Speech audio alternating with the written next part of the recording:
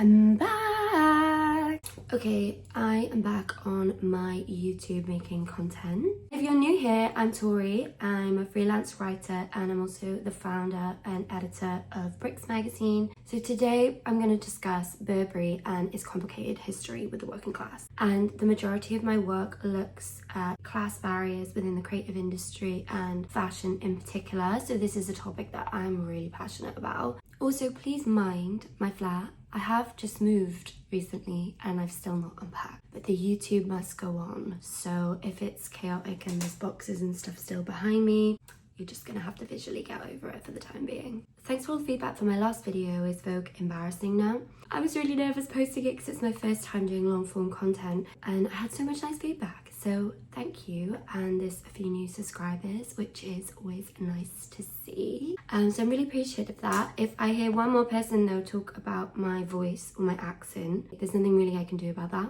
It's usually men that give me that comment and I find it really jarring because it's so deep rooted in misogyny, and telling a working class autistic girl to change the way she speaks is quite a triggering thing for me. So a lot of people don't realise this, but English isn't also my first language. All my education was in Welsh language, so sometimes I do pronounce words differently, but I really can't be bothered to hear that feedback, so you can jog on and I will be blocking you if I hear any more of that.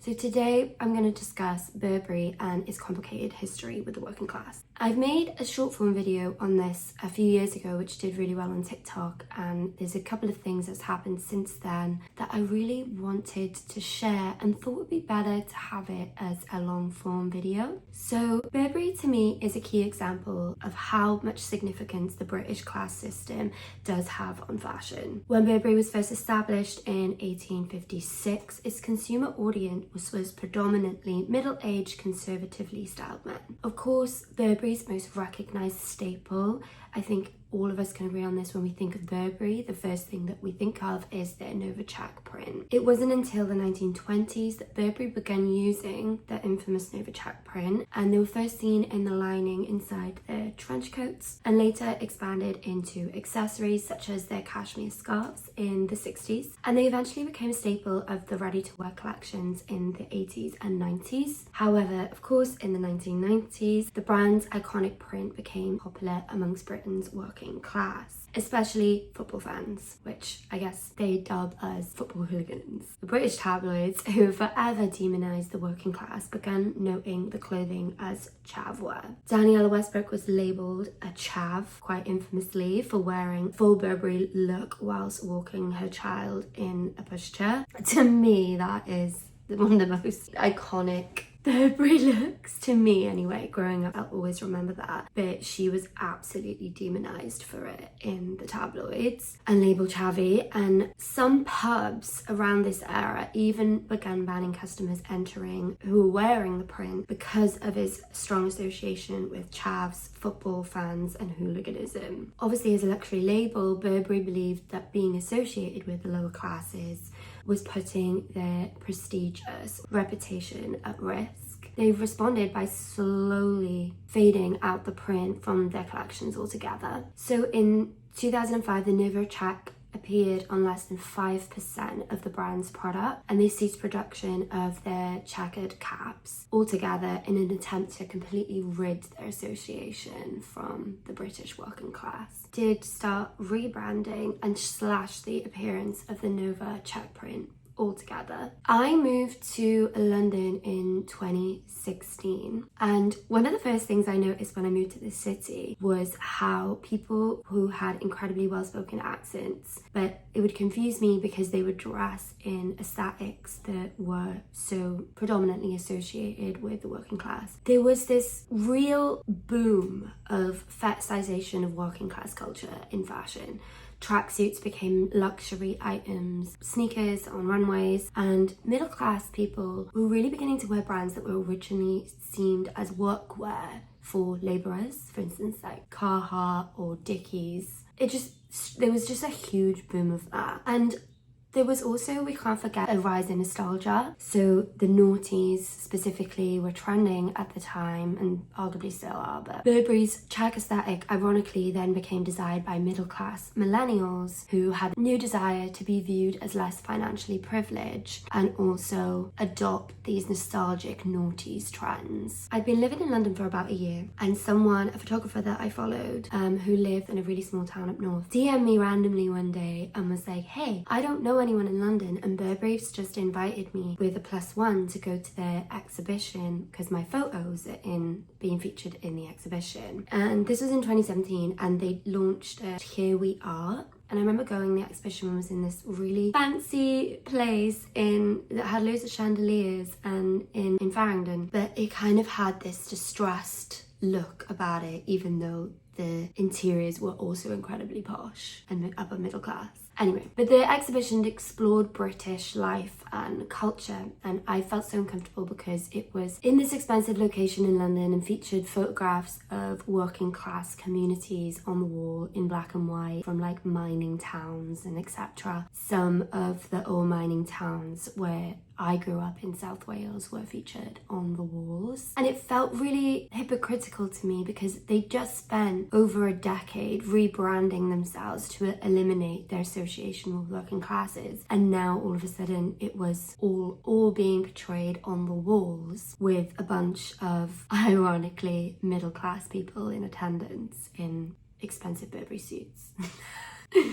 But this was around the time that the label really decided to ramp up their Nova Check in campaigns, but again, it was photographed on predominantly middle and upper class West London creatives, as opposed to, again, tap into the return of the nostalgia noughties trends. I left that exhibition early, and so did my friend, because we felt incredibly uncomfortable that we never felt so out of place in a room that was supposedly championing British working class culture in the artwork, but also at the same time in a room full of people that I just made me feel so uncomfortable with canapes that we didn't even know how to pronounce. So we actually left and went back to the pub, and I remember I got into conversation with a few people at the time who worked in the Burberry head office, and I was holding samples that was given to my friend who was the photographer, and he was in the toilet at the time, so I was holding all his Burberry samples that he was taking back up north to shoot people from his local community and like that he was doing that was featured in the exhibition. They wanted him to carry on with that, and the guy that was arranging that, I feel like, really got it, but obviously his team not so much, and they cornered me and asked me, what are you doing with all those Burberry samples? You don't look like you should be carrying all of that. Like, where did you get that from and why do you have it? And I just thought, okay, just because I'm wearing Adidas tracksuit bottoms and I'm holding all this Burberry samples while my friend is in the toilet, you're gonna come for me. And the marketing guy had to come running over and was like, no, she's meant to have them, I organised it, like blah, blah, blah. But it just sat with me in a really bad way. Like, I had a really bad taste in my mouth after that, being like, oh, so you're gonna celebrate my culture on the walls and you're not gonna, but when I'm at the pub holding some Burberry stuff, you're gonna corner me and say that I don't look, I should be holding that.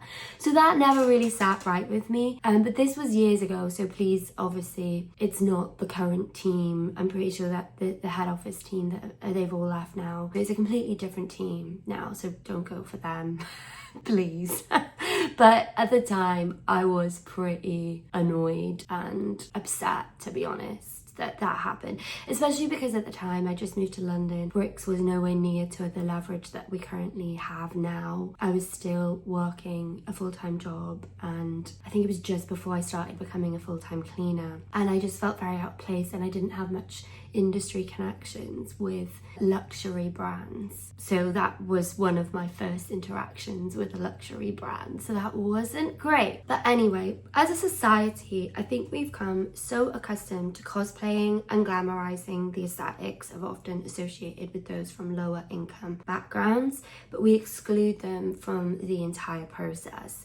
So for example, in the UK, the creative industries working class representation in the workforce is very low, with recent data suggesting that there's only 16% of creative roles filled by people from working class backgrounds. Around this time, Burberry decided that they did want to tap into this nostalgia trend that I mentioned, and they brought back the Nova Check in full force, but this time it was financially privileged West Londoners that were in the campaign wearing it. And it reminds me of the trickle-up theory of creativity, initially coined by Paul Bloomberg in the 1970s. His concept illustrates that new ideas being birthed from working class communities eventually gain recognition among individuals from higher socio-economic backgrounds. Okay, we could argue that Burberry was originally for middle class men. However, it was the working class that brought the Nova check into cultural discourse and popularity. The deliberate distancing of Burberry from the working class